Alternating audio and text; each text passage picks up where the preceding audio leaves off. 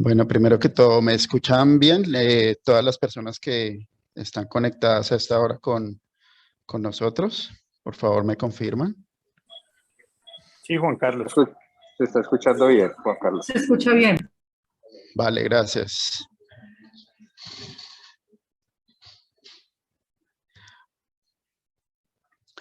Bueno, el día de hoy les agradezco la presencia de todos ustedes en esta actividad académica del programa de Medicina Crítica y Cuidados Intensivos de la Universidad del Valle. El doctor Jonathan Urrego, como tutor de esta charla, es médico internista, especialista en medicina crítica y cuidados intensivos y epidemiólogo y profesor de la Universidad del Valle. Para la asignatura, yo soy Juan Carlos Soto Ramírez, especialista en cirugía general y laparoscopia avanzada y fellow de primer año de la segunda especialidad de medicina crítica y cuidados intensivos. Para el día de hoy tenemos planeado charlar acerca de la neumonía en organización o fibrosis pulmonar post-COVID, algunos tópicos de consideraciones terapéuticas al respecto.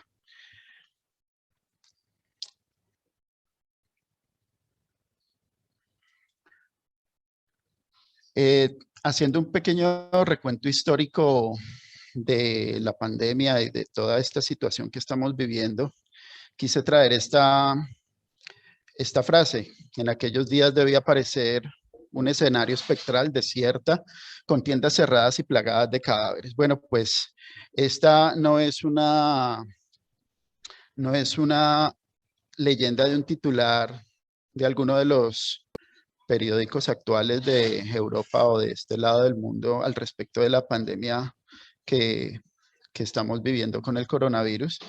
Esta citación corresponde al que puede ser la primera acotación al respecto de la primera pandemia documentada en la historia, que se denominó la pandemia o peste de Justiniano, que se remonta al Imperio Bizantino en el año 541 y que mató aproximadamente el 40% de la población. Algunas de las principales pandemias de la humanidad por las cuales ha atravesado, pues las están viendo en pantalla. La peste negra en el siglo XIV mata aproximadamente el 65% de la población.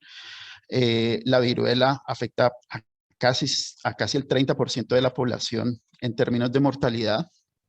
La gripe española en la época de la Primera Guerra Mundial, entre la época de 1918 y 1919, y fue llamada gripe española no porque se diera a nivel de España o fuera iniciada en territorio español, sino que fue una acotación que el gobierno de Estados Unidos quiso remarcar la no participación o su estado como estado neutral de España en el conflicto armado de la Primera Guerra Mundial.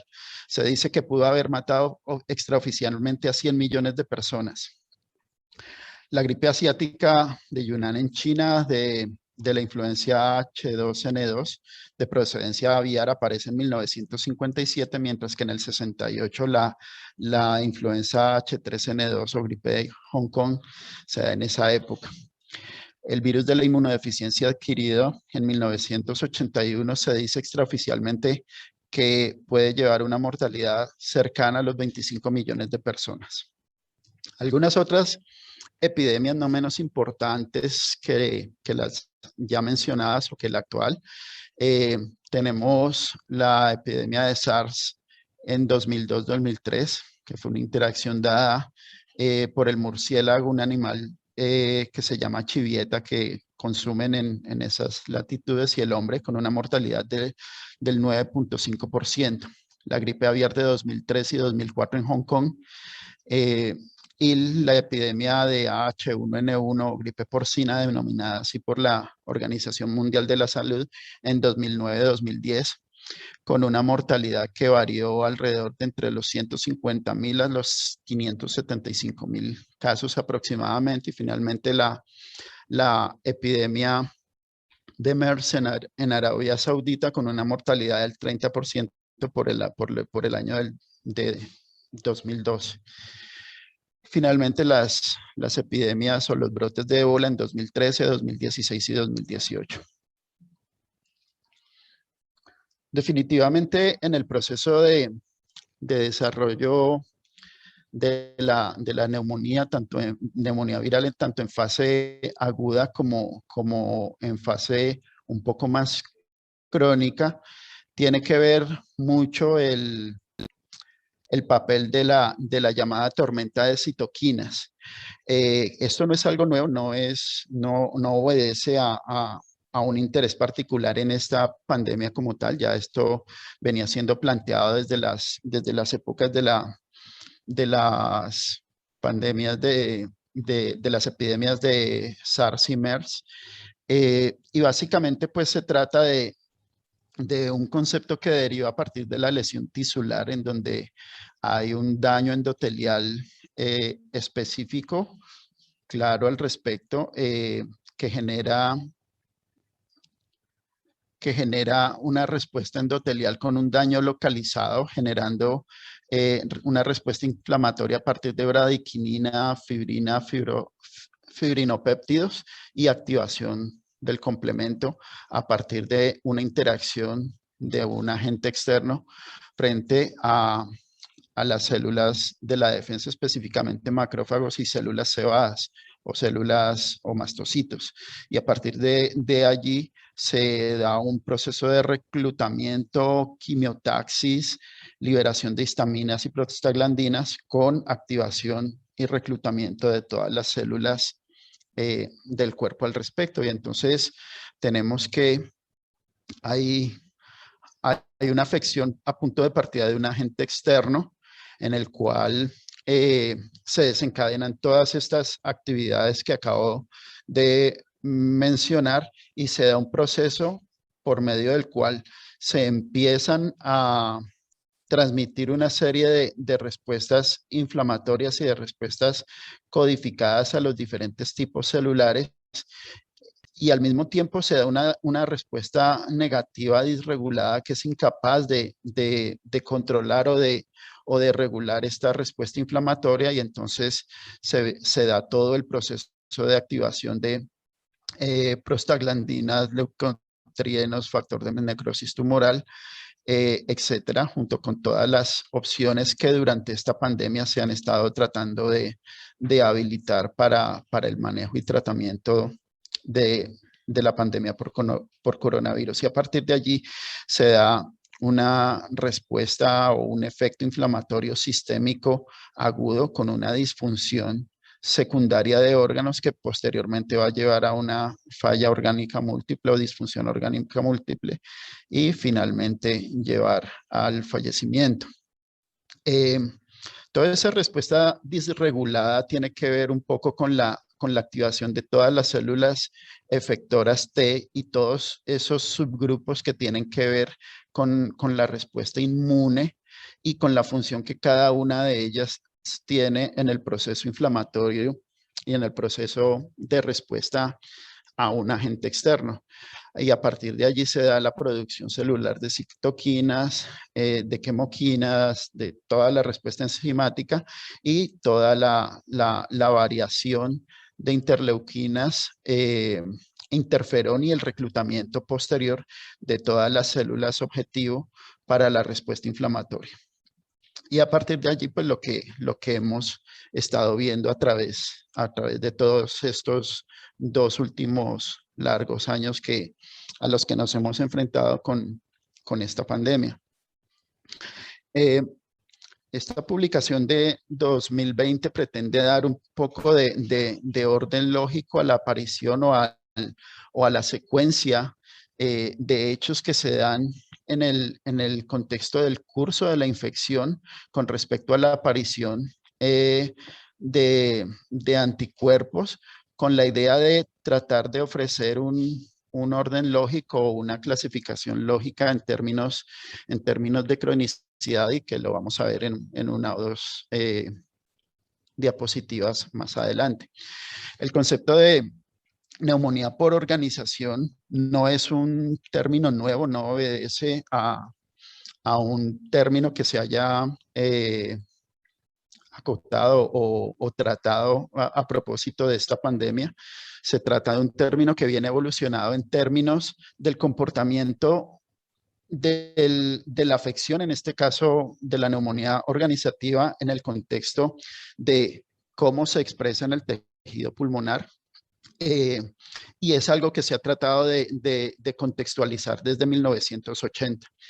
Es un proceso complejo que ha ido evolucionando en el tiempo y que inicialmente arrancó como un concepto un poco más generalizado y a principios de los 80 pues se denominó, se llamó bronquiolitis obliterans with organizing pneumonia. Y ese término evoluciona posteriormente al concepto de OP o neumonía de organización.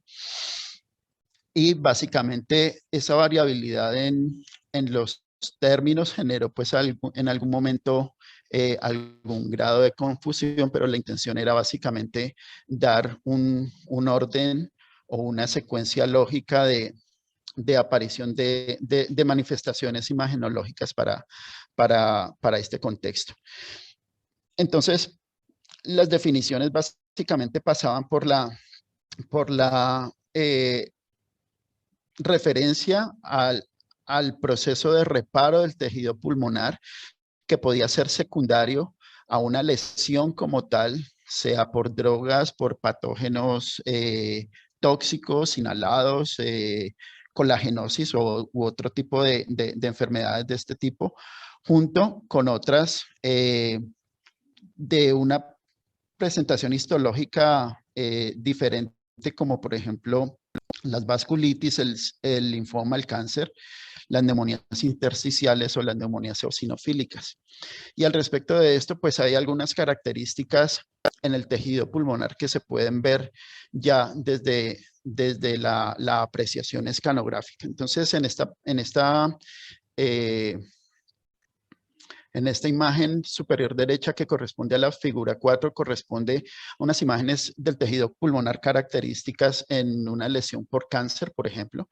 En la figura 3 tenemos una imagen escanográfica que corresponde a una neumonía en organización, un proceso inflamatorio. Aquí en esta figura 2 tenemos dos focos de áreas consolidativas subpleurales, también en neumonía organizativa.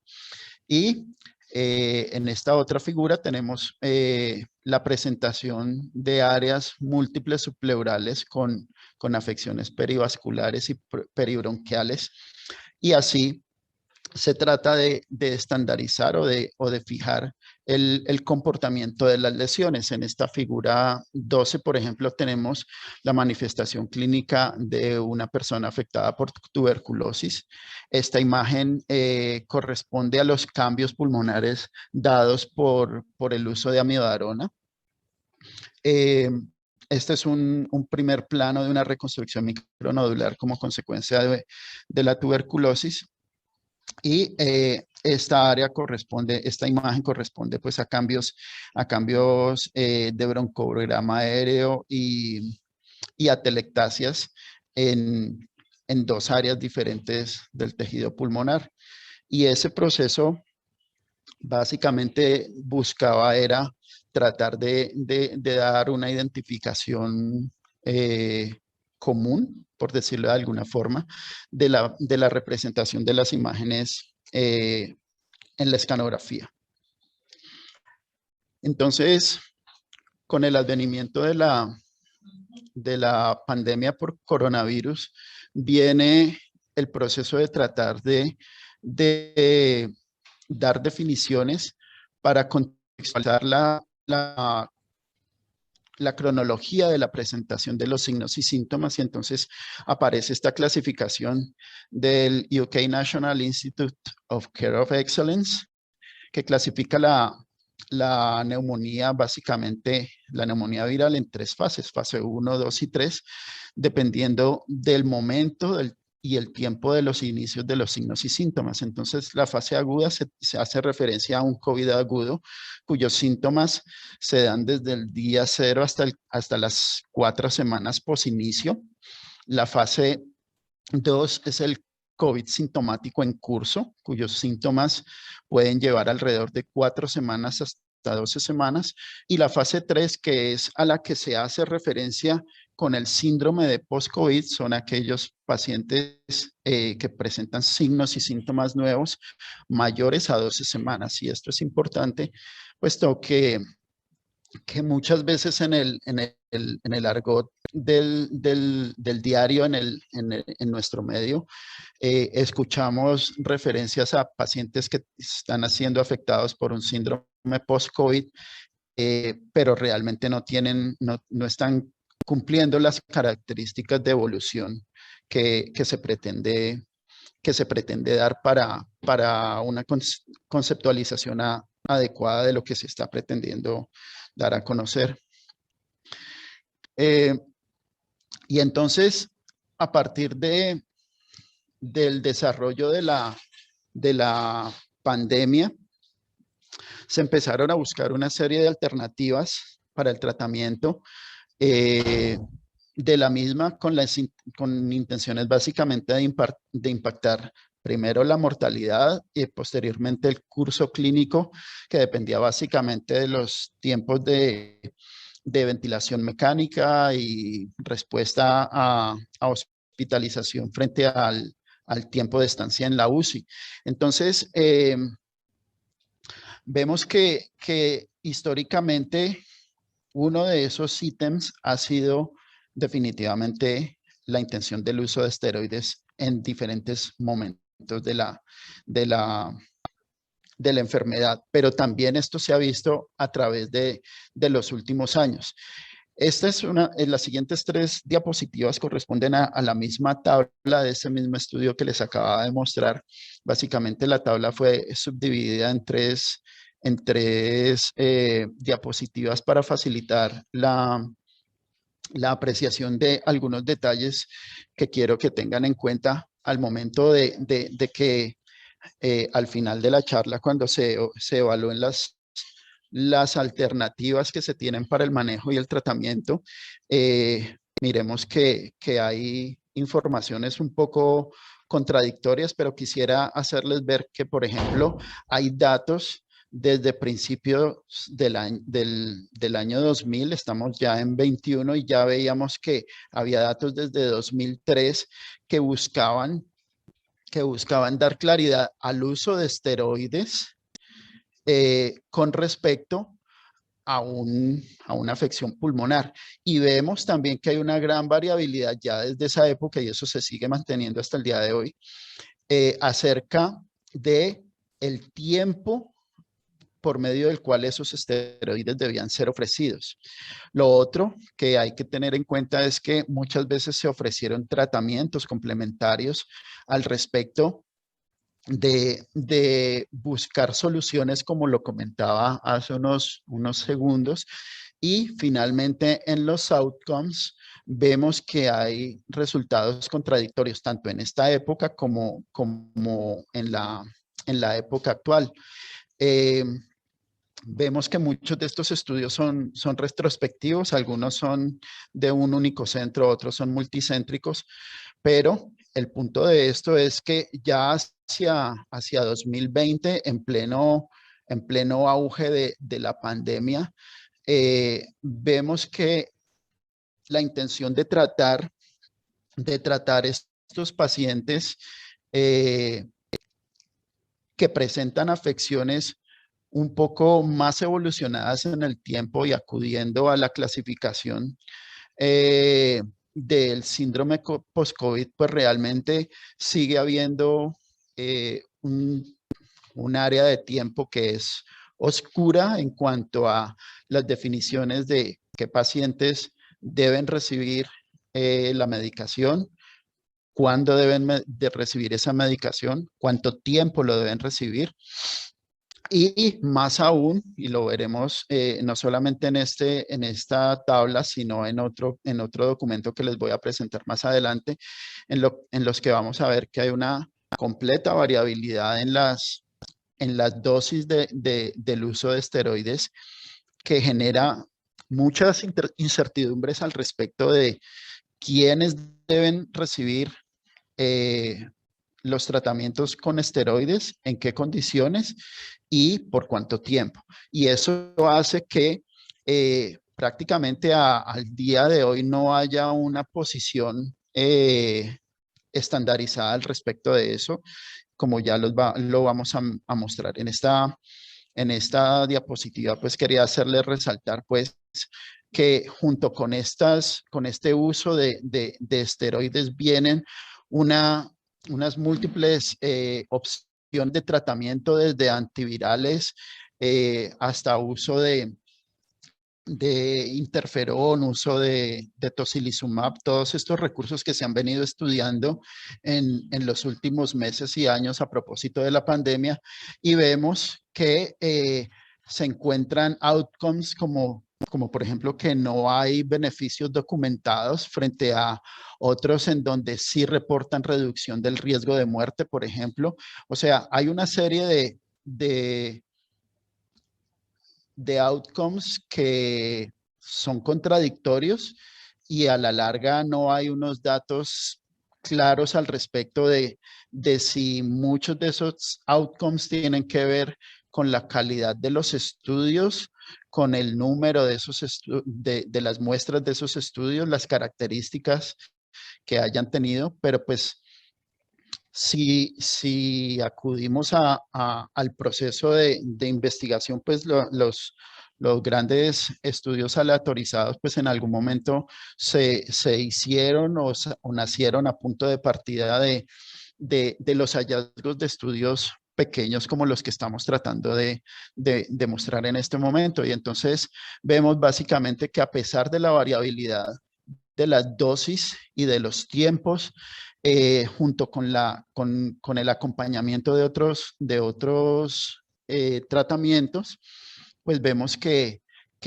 los resultados observacionales son más bien algunos muy favorables, otros de pronto no tan favorables y básicamente muy contradictorios en el tiempo. Y entonces luego aparece hacia,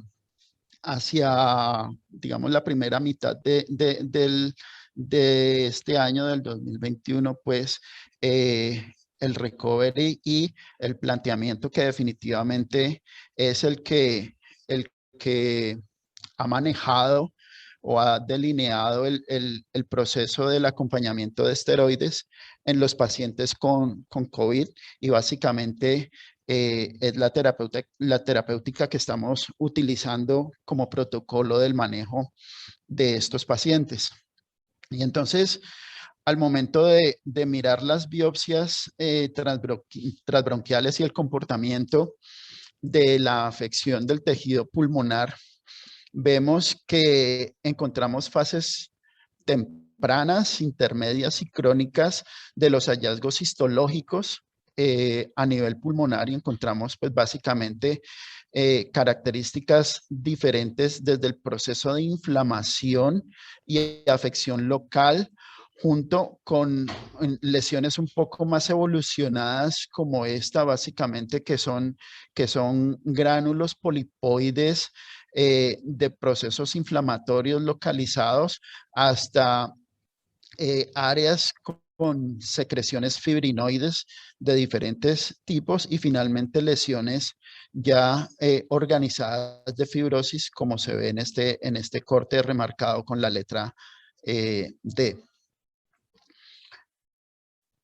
De una u otra forma, desde el punto de vista pues de imágenes, ya que veíamos en diapositivas previas, pues este es un reporte que hace el grupo de medicina de Panamá, tratando de continuar y de darle organización al interior de sus reportes, y eso vemos que ha sido un común denominador en el mundo. Cada una de las sociedades médicas ha tratado de tener unos estándares que se guían por los hallazgos generales, pero por los hallazgos propios también. Y al respecto del uso de esteroides, lo que se ha visto en los últimos meses con respecto al manejo de los pacientes un poco más crónicos de COVID o que han tenido recaídas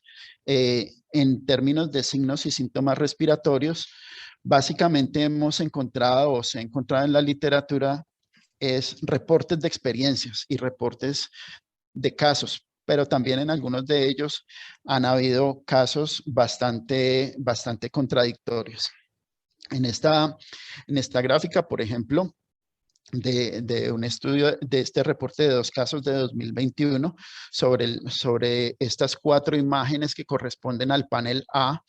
Se trata de un paciente coronavirus con una afección multilobar, con parches de consolidaciones e imágenes de virus esmerilado con fases agudas y subagudas. Y que muestra bandas perilobulares de distribución diferente. Entonces, vemos que después de la terapia, del ofrecimiento de terapia corticoidea, hay un gran cambio en el aspecto imagenológico en el tejido pulmonar de esos pacientes. Sin embargo, hay otras situaciones. Este es el reporte de caso número 2, en donde básicamente se ve lo mismo. Hay una muy adecuada, lo que parece ser una muy adecuada respuesta en el panel A de estas 4 imágenes con respecto al mismo paciente un mes después de haber suspendido el tratamiento esteroideo. Entonces, pues a la luz de hallazgos aislados, pues eventualmente se empezó a pensar en la posibilidad de que sí había un espacio para dosis diferentes de esteroides más allá de lo que Recovery propuso. Pero definitivamente hay casos como este, por ejemplo, que es otro reporte de casos de una persona que fue víctima de COVID y sin haber recibido ningún tipo de tratamiento. Este fue el comportamiento aproximadamente 2 meses después de haber presentado su afección. No recibe ningún tipo de tratamiento y pues es evidente que los cambios en la escanografía pues obedecen definitivamente a un proceso de mejoría dado por cómo se comportan las imágenes. Y entonces,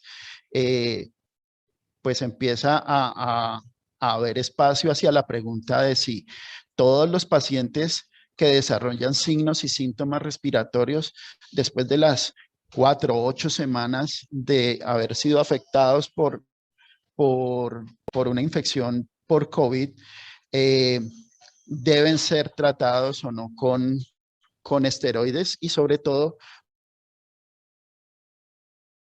más allá de si deben o no ser tratados con esteroides, qué dosis deben recibir y en qué casos deben recibir esos tratamientos, como trataremos de mostrarles más adelante.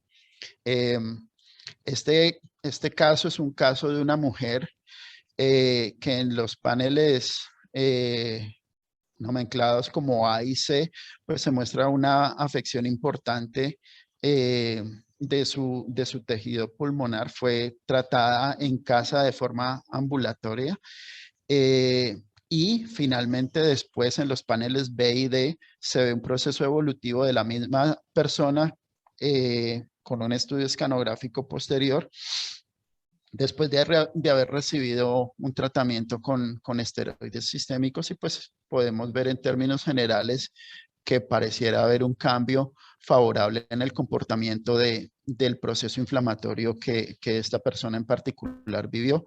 Y entonces tenemos aquí pues que diferentes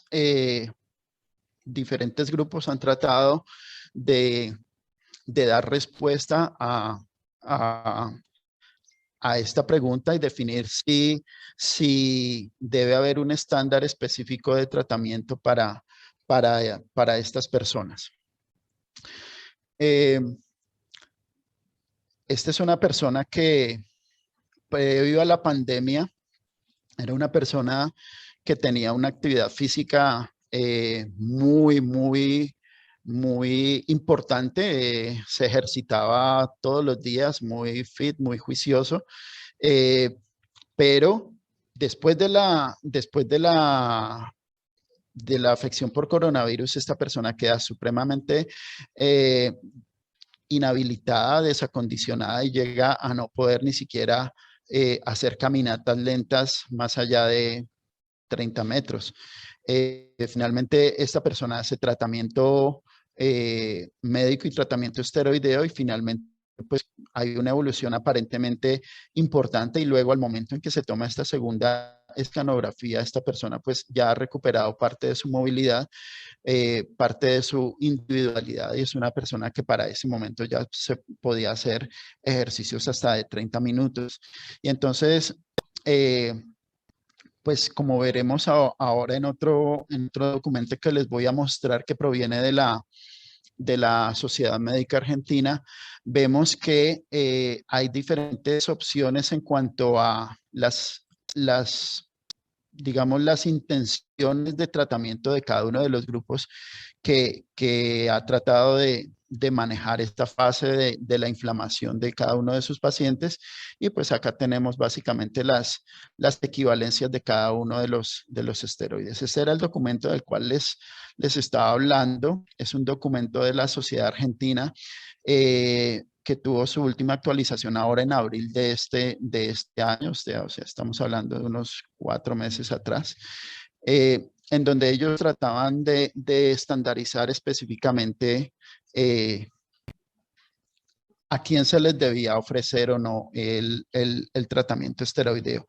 En cuanto a este documento, pues realmente no hay muchos datos, sobre todo en términos de en qué momento son dadas estas dosis de esteroides, que es uno de las, digamos, de las grandes incógnitas que hay en este momento. No hay una dosis estandarizada. Por ejemplo, este esquema era un esquema de 40 miligramos 2 veces al día por 3 días, seguido de la mitad, o sea, 20 miligramos 2 veces al día durante los siguientes 3 días.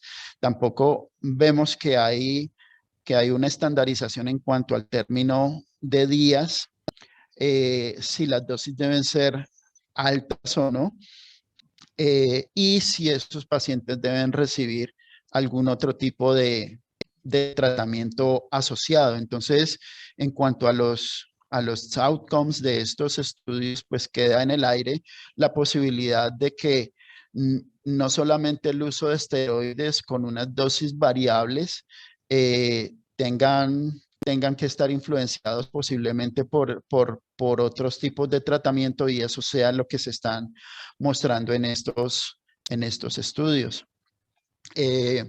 Vemos dosis variables como por ejemplo de hidrocortisona 50 miligramos cada 6 horas durante 7 días, dexametasona 20 miligramos durante 5 días, y luego disminución al 50% de las dosis durante los 5 días siguientes. O sea, vemos espectros de tratamientos esteroideos de 5 días, de 6 días, de 7 días, de 10 días.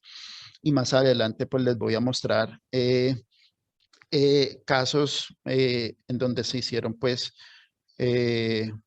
pulsos incluso de esteroides a dosis amplias, seguidos con esquemas a 1 miligramo por kilo durante 10 días de prednisolona con un pulso durante 3 días de 1000 miligramos de metilprednisolona. Sin embargo, pues es una constante que se sigue presentando al respecto de si esos pacientes deberían o no recibir alguna otra terapia en el proceso de tratamiento para la neumonía organizada. Y ese es el común denominador de lo que hay en la literatura actual al respecto del síndrome post-COVID. Digamos que el grupo argentino al respecto de esto, ellos digamos que tienden a tomar una propuesta un poco más conservadora que va más por la guía de lo que ha manifestado la Organización Mundial de la Salud, las guías de la ITSA y la Organización Panamericana de la Salud. Entonces ellos trataron, pues, digamos, de darle como peso a este documento, tratando de buscar cuáles eran todas esas, digamos, alternativas o todas esas posiciones de algunas de las estructuras de salud más reconocidas que pudieran extrapolar al respecto. Y básicamente, pues ellos concluyen que el uso de esteroides pues se recomienda más en pacientes afectados por un COVID moderado severo, y evitan o recomiendan en contra de ofrecer la terapéutica en pacientes que no se hospitalizan o que no tienen manifestaciones importantes o que no están soportados desde el punto de vista respiratorio. Y entonces vemos que es básicamente la posición de la ITSA y de la Organización Mundial de la Salud con respecto al uso de esteroides. Pero pues digamos que esta es una tendencia que tiene que ver más con el momento de la fase 1 o de la etapa 1 del desarrollo de la enfermedad. Entonces, la idea es que sigue habiendo dudas al respecto de cómo actuar.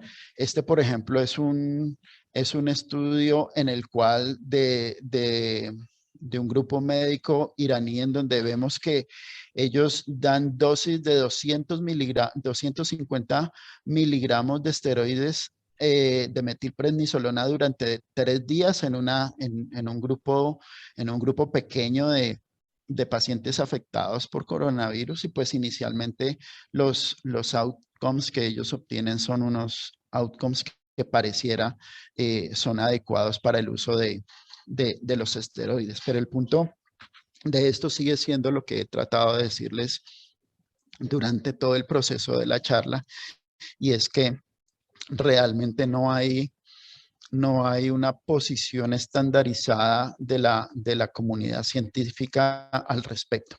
Este estudio, el CHIC, es un estudio retrospectivo en donde, si ustedes se fijan en esta área de los métodos, básicamente hace referencia a todas aquellas manifestaciones de severidad en un paciente COVID que vemos en pacientes en fase aguda. Y el protocolo de este trabajo fue básicamente una oferta de tratamiento con metilprednisolona por 5 días a dosis de 250 miligramos por día en el día 1, seguido por 80 miligramos del medicamento durante los siguientes 2 a 5 días. Y si no había una respuesta adecuada, estos pacientes deberían ser tratados además con tocilizumab a 8 miligramos por kilo según peso ideal. Entonces, ellos concluyen básicamente, y aquí pues hay que leer muy entre líneas pues el reporte de la traducción. Esto quiere decir que podría acelerar el proceso de recuperación y de estancia en el hospital, disminuir la mortalidad, así como los días de ventilación mecánica. Y pues vemos que el grupo tratado tenía un porcentaje, una probabilidad de supervivencia mucho mayor cuando fue tratado a 20 días con respecto al grupo que no recibió la terapéutica. Y a partir de allí pues vienen otros reportes pequeños.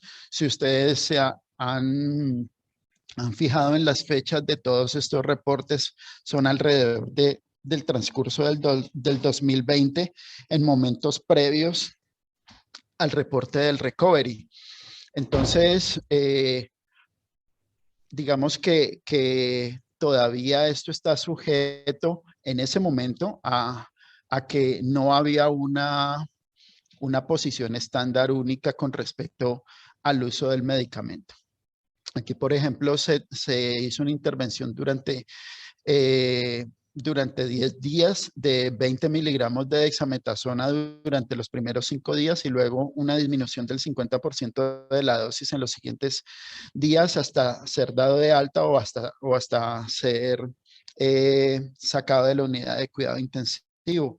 Y pues parecía haber resultados estadísticamente significativos en cuanto a el número de días libres de ventilación mecánica a 28 días de aparición. Este es un estudio que se publicó en JAMA en 2020. Básicamente hace un recuento, perdón, hace un recuento del uso de dexametasona, los diferentes estudios que utilizaron dexametasona, los diferentes estudios que utilizaron hidrocortisona y los diferentes estudios que utilizaron metilprednisolona con respecto, fíjense la variabilidad de las dosis, que obviamente tiene que ver un poco con la equivalencia de las mismas. Y vemos que pues en términos generales pareciera haber un comportamiento a favor del uso de los esteroides. Esta es una tendencia pues que se tiene, sin embargo, fíjense que todos estos estudios tienen que ver, muchos de ellos con unas poblaciones más bien pequeñas, pero tienen una relación cronológica previa a la aparición del recovery. Y finalmente, pues estos pacientes que son afectados por el coronavirus, vemos que a pesar de haber sido tratados, a pesar de estar en fases de lo que se considera un paciente recuperado, siguen persistiendo signos y síntomas como fatiga y astenia en porcentajes tan altos como la mitad de la población o más, anosmia, desórdenes del sueño. Vemos que hay manifestaciones como de pérdida de peso, artralgias, dolor torácico, anosmia. O sea, son personas que en el curso del desarrollo de la enfermedad y en la posterior recuperación, una vez fuera de la UCI, en hospitalización o en sus casas, siguen manteniendo una serie de trastornos inherentes a la enfermedad. Finalmente, digamos que este es un flujograma de manejo que trata de orientar qué pacientes deberían tener un seguimiento por especialista, y ese seguimiento por especialista hace referencia específicamente hacia el neumólogo.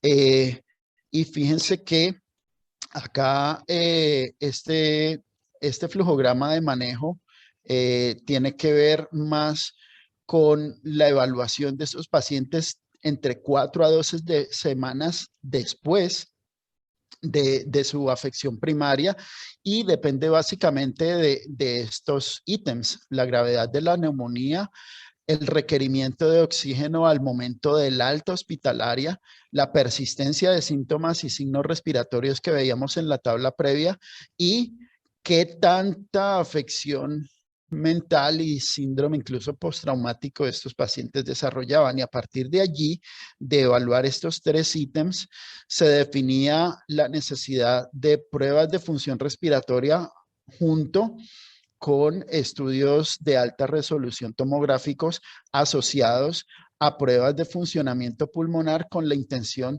de definir, junto con pruebas de tipo vascular, el compromiso o no de la vasculatura pulmonar, y a partir de allí definir si esos pacientes debían o no debían requerir una consulta especializada con neumología.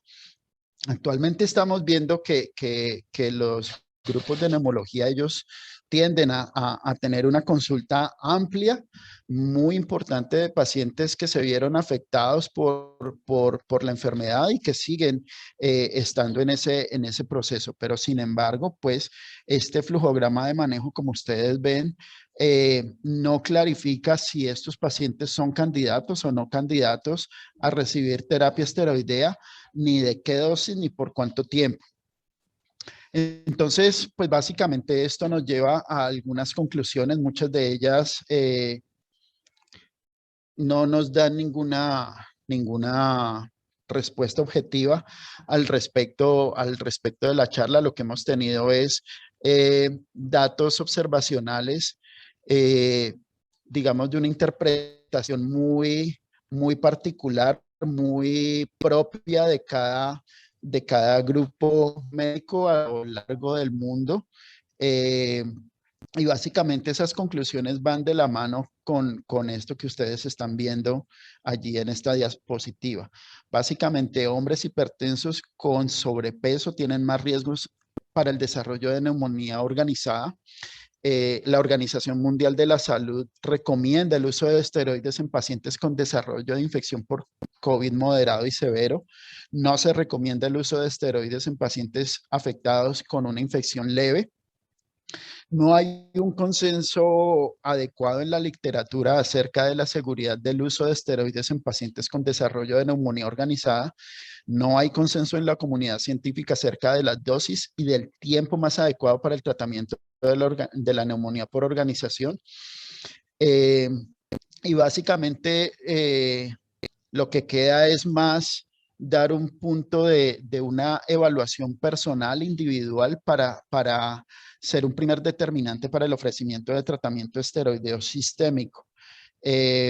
Definitivamente hacen falta pues estudios aleatorizados, multicéntricos, con diseños adecuados para específicamente esta parte de la afección de la pandemia tenga unos parámetros de manejo y de tratamiento definidos para que sea una conducta única, llevada pues de la mano de la necesidad real demostrada de que estos pacientes se pudieran beneficiar o no del uso de esteroides.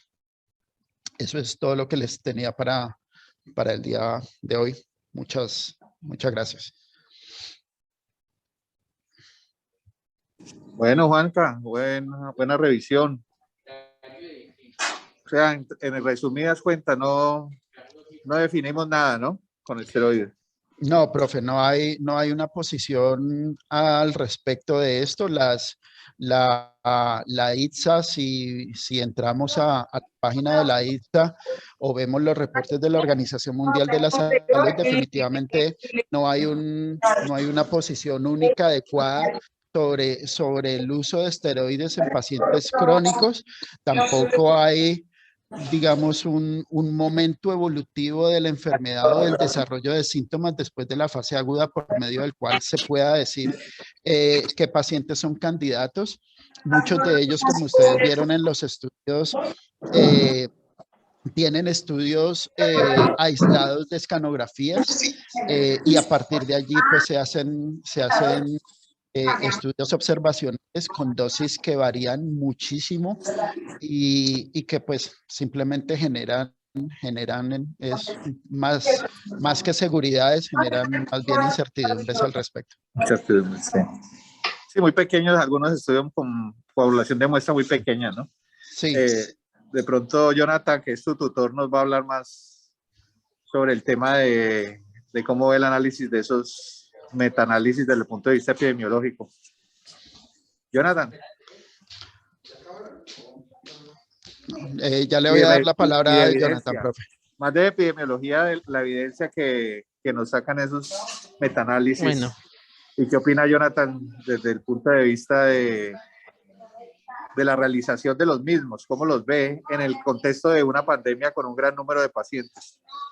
No, o sea, cuando se hizo la revisión, Juan Carlos hizo la revisión de este tema, bueno, este tema surgió básicamente porque se empezaron a ver series de casos de pacientes post-COVID, después de la cuarta semana, en donde quedaban muy comprometidos funcionalmente y se empezaba a utilizar esteroides ante la sospecha de un compromiso intersticial o fibrosis pulmonar. Entonces, cuando se hizo la revisión de la bibliografía, la verdad, lo que encontró Juan Carlos y lo que pues, nos mostró, la verdad nos deja más preguntas que respuestas.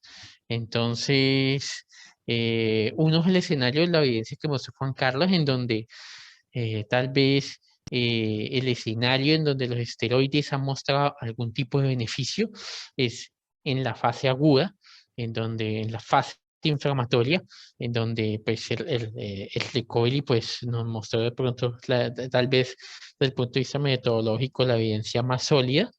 Sin embargo, de ahí, cuando hablamos de las fases crónicas o de esteroides más allá de 2 semanas, todo se torna un poco, muchísimo más oscuro. Entonces, primero, no hay claridad en los diagnósticos. Recordemos que el diagnóstico, cuando uno habla de neumonías intersticiales, es un sinfín de patologías en donde el diagnóstico básicamente se hace por histopatología. De hecho, el diagnóstico de la neumonía criptogénica es un diagnóstico histopatológico. En ninguno de los series de casos revisamos pues de que hubiera unos criterios diagnósticos claros del paciente que persistía sintomático, compromiso pulmonar severo más allá de las 4 semanas. Solo habían aproximaciones diagnósticas mediante la imagenología, la tomografía. Ante es la evidencia o la sospecha de una neumonía intersticial posterior a COVID, lo que vieron, la evidencia que existe es la que básicamente les mostró Juan Carlos. Series de casos anecdóticos en donde este paciente tenía COVID, donde tenía ese compromiso severo, donde tenía estas alteraciones funcionales y dimos un esquema de esteroides y el paciente le fue así, mejoró. Entonces, es como la evidencia que tenemos. O sea, no hay nada más diseñado, no hay incluso un estudio observacional considerable que tenga un número de casos importante y pues mucho menos un estudio o un ensayo clínico. Entonces, en el uso de esteroides, incluso en neumonía organizativa, antes de COVID, no hay todavía consenso de qué esteroide utilizar y qué dosis utilizar. De hecho, lo que se recomienda es de 0,5 miligramos por kilo de prednisona o el equivalente de prednisona, y pues tampoco hay consenso en el tiempo. Básicamente el mensaje final es lo que muestra Juan Carlos en el último algoritmo, tal vez en la penúltima diapositiva, en donde nosotros si tenemos un paciente post-COVID a la 4ª, 6ª semana, en donde persiste con alteraciones funcionales importantes, y tomamos una tomografía y en la tomografía evidenciamos, sospechamos que hay elementos que orienten hacia una neumonía intersticial. Básicamente tenemos que hacer un abordaje multidisciplinario donde apoyarnos de neumología, y yo creo que en conjunto con el neumólogo y con un abordaje multidisciplinario, tomar decisiones terapéuticas particulares en ese paciente. Creo que no hay nada más que tenga evidencia o que podamos decir pues al respecto desde el punto de vista pues con algún tipo de certeza.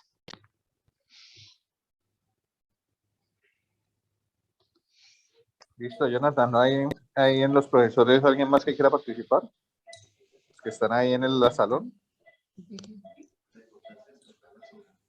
Para darle paella a los participantes. Aquí conectados. Álvaro está diciendo que es muy importante también descartar sobre infecciones asociadas, y como lo vimos en una charla hace 3, 4 semanas, siempre también descartar aspergilosis. Listo, perfecto.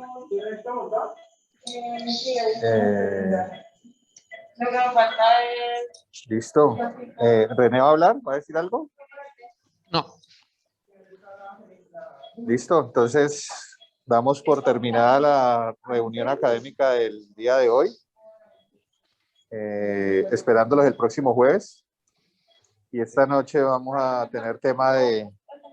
Hola, sí, yo iba a decir algo. Jorge va a decir algo. Aquí, ¿me escuchan para acá?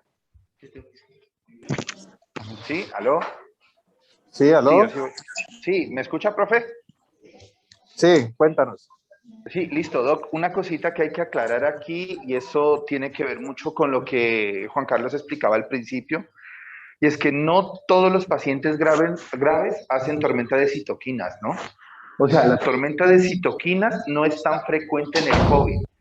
Hay un estudio de Lancet que salió hace como un año más o menos, encontró que la tormenta de citoquinas era más frecuente en el MERS, era más frecuente en el SARS, en el SARS-1 y era más frecuente también con la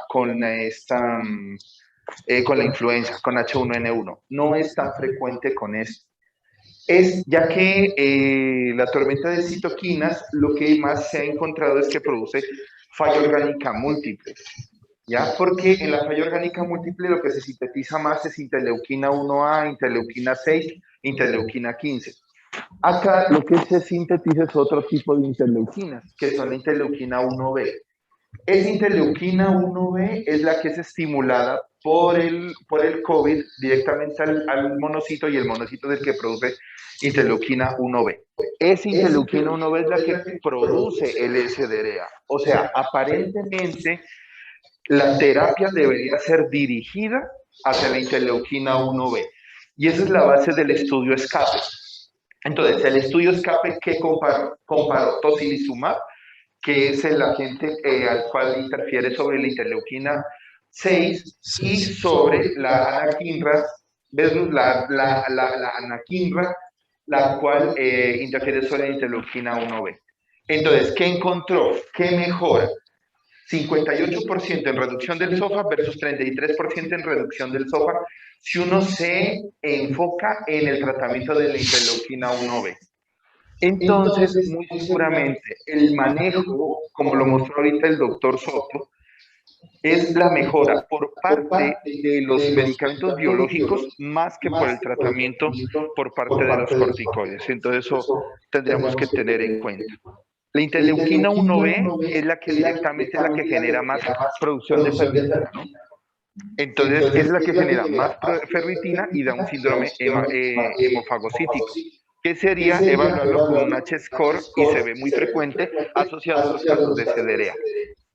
Ese resumen lo dice el segundo capítulo del Yearbook del 2021, que salió hace poco. Si quieren, pues ahí lo podemos estar discutiendo después. Gracias.